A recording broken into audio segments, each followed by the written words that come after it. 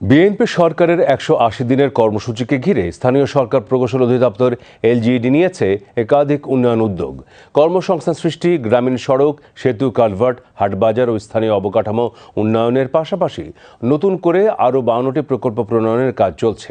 সরকারের ১৮০ দিনের কর্মপরিকল্পনায় জনজীবনে স্বস্তি ফেরানোর পাশাপাশি গ্রামীণ অর্থনীতি ও জীবনমান উন্নয়নই এসব উদ্যোগের মূল লক্ষ্য বলে মনে করছেন সংশ্লিষ্টরা। রিপোর্ট সুমন মাহমুদের। তারেক রহমানের নেতৃত্বাধীন বিএনপি সরকারের ১৮০ দিনের কর্মসূচি বাস্তবায়নে মাঠ পর্যায়ে কাজ করছে স্থানীয় সরকার প্রকৌশল অধিদপ্তর। কর্মসংস্থান সৃষ্টি ও স্থানীয় অবকাঠামো উন্নয়নের পাশাপাশি নতুন সড়ক, সেতু ও কালভার্ট নির্মাণ, খাল খনন এবং সড়কের দুপাশে বৃক্ষরোপণ সহ নেওয়া হয়েছে বিভিন্ন ধরনের কর্মসূচি। এর ধারাবাহিকতায় ভবিষ্যৎ উন্নয়ন কার্যক্রমের জন্য নতুন করে ৫২টি প্রকল্প প্রণয়নের কাজও চলছে।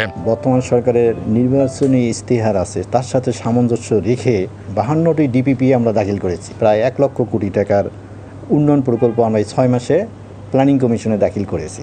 তার কস্টিং প্রায় ১ লক্ষ কোটি টাকা। সরকারের যে গুরুত্বপূর্ণ কার্যক্রম আছে ট্রি প্লান্টেশন, এই ট্রি প্লান্টেশনের ৫,২৭,০০০ গাছ আমরা সারা দেশে এলজিডির মাধ্যমে এই ৬ মাসে রোপণ করেছে। গত ৬ মাসে আমাদের প্রায় ৩৬৮ কিলোমিটার খাল খনন করা হয়েছে। গ্রামীণ সড়ক রক্ষণাবেক্ষণের পাশাপাশি নারীদের কর্মসংস্থানকে বিশেষ গুরুত্ব দেওয়া হচ্ছে।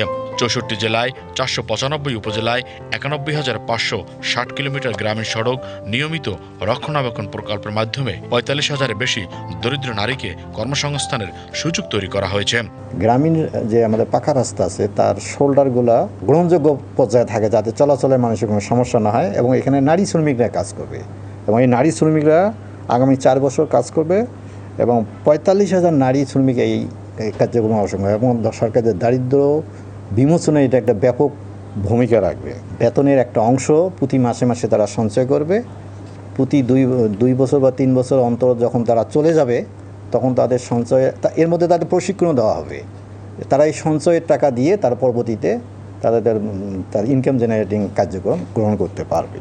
মাননীয় সংসদ সদস্যদের জন্য ৫০ কোটি টাকা ধরে আমাদের সকল সংসদীয় আসন মিলে আমরা ৮টা ডিভিশনে ৮টা প্রকল্প, আমাদের এই গত ৬ মাসে আমরা যে সমস্ত জায়গায় আমরা অনিয়ম দেখেছি তদন্ত করে সেগুলোর বিরুদ্ধে আমরা বিভাগীয় মামলা রুজু করার জন্য আমরা মন্ত্রণালয়ে প্রেরণ করেছি। বিশ্লেষকদের মতে নির্বাচনী প্রতিশ্রুতি বাস্তবায়নের পাশাপাশি ১৮০ দিনের কর্মসূচিতে স্থানীয় পর্যায়ে উন্নয়ন ও জনসম্পৃক্ত কর্মসংস্থানকে গুরুত্ব দেওয়া ইতিবাচক উদ্যোগ। আমি যেটা ইতিবাচকভাবে দেখেছি সরকারের, সেটা হলো যে তারা কিন্তু খুবই সিরিয়াসলি তাদের যে নির্বাচনী প্রতিশ্রুতিগুলো আছে সেগুলো বাস্তবায়নের দিকে প্রথম দিক থেকেই তারা অগ্রগণ্যভাবে এটাকে সামনে এনেছেন এবং খাতভিত্তিকভাবে আমার মনে হয় যে তারা কর্মপরিকল্পনার মতন একটা তৈরি করে এগিয়ে যাওয়ার চেষ্টা করছেন।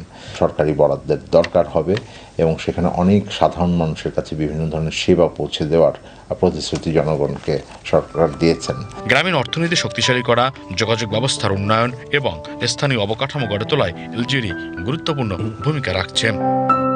Suman Mahmud, BTV news, Dhaka.